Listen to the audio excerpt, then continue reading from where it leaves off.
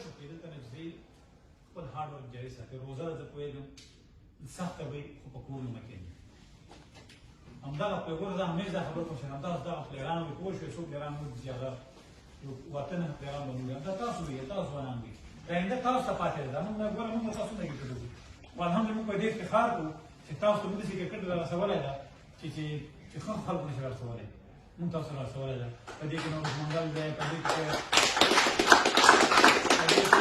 صادق دی، په دې کې اسیبل عابد دی، دا ټول دې خلکو زحمتونه دي. په دې کې نبي ساحل دی، په دې کې نور څومره سیند راشي دی، ټول دې زحمت دی چې نن موږ تاسو په دغه مقام باندې یو.